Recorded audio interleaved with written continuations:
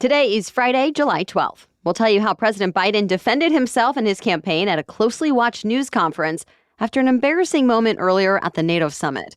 Also, how the remnants of Hurricane Beryl are still causing problems now in the Northeast. Plus, we'll explain new rules meant to help beef up maternal health care, what's getting more and less expensive for Americans, and all the highlights from last night's ESPY Awards honoring the best in sports. Those stories and even more news to know in today's episode.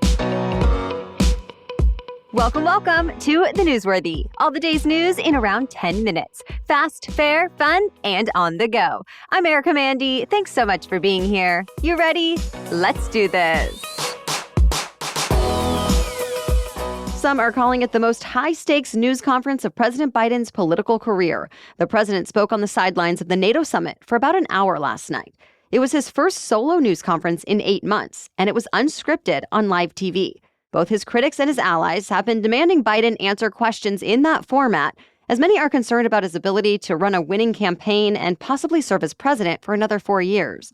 So a lot of the questions were about his political future as the oldest American president.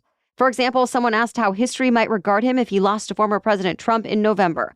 And to that, Biden answered, quote, "I'm not in this for my legacy. I'm in this to complete the job I started." He called the highly criticized presidential debate a stupid mistake and said he has seen no indication that his age has gotten in the way of his ability to govern. Though he did have one memorable slip-up in the news conference when he called Vice President Harris Vice President Trump. Now the question is whether he did enough to fend off growing calls for him to end his re-election bid. And it doesn't seem like it. Just since his news conference, 2 more Democratic congressmen said Biden should step aside. 13 other representatives and 1 senator have already done the same, as well as top Democratic donors. And reports say even more officials and insiders have done so privately. One of them explained that even though he thought Biden did a fine job at the NATO summit, that, quote, "We can't have a situation where every day we're holding our breath." President Biden also raised eyebrows before his news conference. When he introduced Ukrainian President Volodymyr Zelensky, he referred to him as President Putin, seemingly confusing his name with the Russian president whose forces have invaded Ukraine for the last 2.5 years. World leaders on stage appeared unsure of whether to clap to welcome Zelensky or wait for Biden to correct himself. Someone in the audience shouted out Zelensky in an effort to correct Biden, so Biden quickly apologized, saying the flub only happened because he was so focused on beating Putin. As for Zelensky, he shrugged it off and came to the podium to thank NATO for their ongoing support. For the first time since the Cold War, the U.S. has agreed to send advanced long-range missiles to Germany. Such missiles would have been banned under a 1988 treaty between the U.S. and former Soviet Union, but that pact fell apart in recent years. So now the plan is to deploy them by 2026. And the U.S. isn't alone in wanting to beef up Europe's defenses. Germany, France, Italy, and Poland all signed a letter of intent aimed at developing their own long-range missiles in Europe, saying they're important to deter and defend the continent. Well, now Russia is accusing NATO of trying to use intimidation tactics. And one top Russian defense official said his country would react with a, quote, military response. NATO still insists the alliance poses no threat to Russia. To be continued. The $230 million pier the U.S. set up to help aid get into Gaza is now shutting down. This comes less than 2 months after it was first installed. But from the beginning, there were troubles, like looting, bad weather, and rough seas that made the pier unusable at times. The Pentagon did stress that the pier was only meant to be a temporary solution to help, and in that way it was a success. It says more than 20 million pounds of humanitarian aid were delivered from the pier while it was up and running, though humanitarian groups still say much more aid is needed. Now, the focus is back on border crossings open to get food, water, and other supplies to desperate Palestinians. Several states in the Northeast were hit with a storm that was once Hurricane Beryl. And even though it's not a hurricane anymore, it is still causing a lot of damage. 6 tornadoes hit western New York, damaging homes and barns and uprooting trees. The storm also brought heavy flooding in Vermont and New Hampshire, washing away much of an apartment building, knocking out bridges, and leaving people stranded. Sadly, at least 2 people died, and more than 100 others had to be rescued. All in all, Beryl traveled over 6,000 miles, causing damage from Africa to Canada. Now, it's finally fading away. Millions of Americans are still baking in historically hot weather, and unfortunately, dozens of people have now died because of it. Emergency rooms have been especially busy tending to heat-related injuries, and some public transportation has been stalled. At least 19 cities have broken their all-time high temperature records in the past week, and many more are on track to have their hottest summers on record, especially since the next few days don't look much cooler. NOAA data shows people in parts of the Southwest, Midwest, South, and East Coast will feel the extreme heat through the middle of next week. We have even more news for you still ahead. But first, this episode is brought to you by Quince. We continue to report how this is a busy travel season. And while vacation can certainly be fun, the travel part can sometimes be stressful, including deciding what to pack. But then I discovered Quince. Quince is my new go-to for high-quality vacation essentials that I'll be putting in my suitcase for many trips to come. Think premium European linen dresses, blouses and shorts from $30, washable silk tops, premium luggage options, and so much more. I mean, staples like my black linen pants can be paired with so many different tops and are both comfortable and cute. And did you hear me mention my washable silk tank? The best part, all Quince items are priced 50 to 80% less than similar brands. By partnering directly with top factories, Quince cuts out the cost of the middleman and passes the savings on to us. And Quince only works with factories that use safe, ethical, and responsible manufacturing practices and premium fabrics and finishes. So I love that. Pack your bags with high-quality essentials from Quince. Go to quince.com/newsworthy for free shipping on your order and 365-day returns.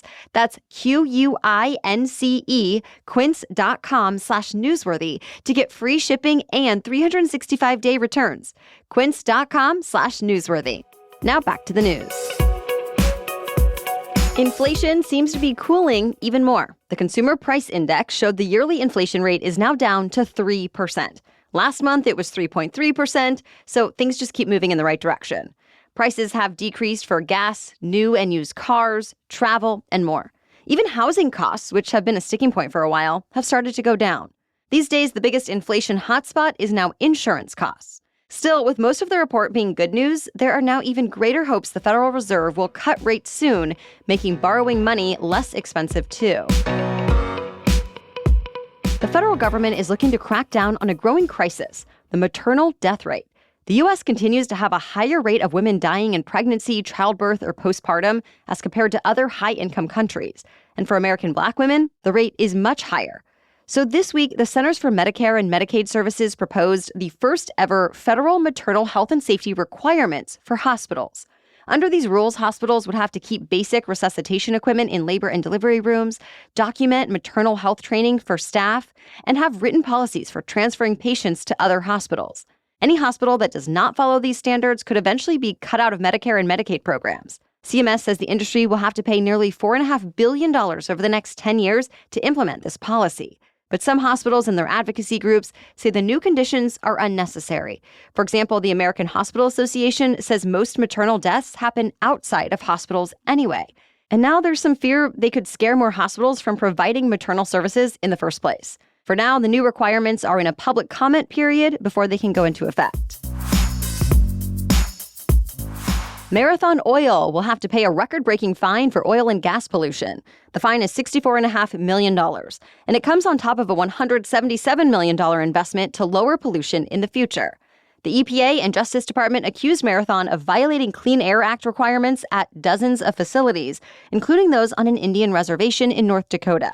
Those violations apparently ended up releasing thousands of tons of illegal pollution into the air, causing damage to the environment and public health. Marathon says it's now happy to resolve the issue out of court and says the investment is just on top of what the company is already contributing to emissions reduction efforts. Overall, the penalty is the largest ever for a Clean Air Act violation. So remember how we told you the company behind Redbox filed for bankruptcy earlier this month? Well, now bankruptcy has been approved and the company has decided to shut down all of its DVD kiosks. That marks the end of an era for the kiosks that have been around for 22 years now and were once widely popular at grocery stores and pharmacies. But now the company says it has no way to keep paying any bills or its employees. You'll remember Netflix also quit the DVD side of its business last year. And since then, Best Buy also ended DVD and Blu-ray sales. And Target said it would only sell DVDs in stores during key times like the winter holiday season. Some of the world's greatest athletes came together to honor all the best moments and people in sports from the past year. It was the 2024 ESPY Awards. Tennis legend Serena Williams hosted, complete with singing, dancing, and plenty of jokes. Among the top winners include Kansas City Chiefs player Patrick Mahomes, who won Best Male Athlete. Las Vegas Aces player Asia Wilson was named Best Women's Athlete.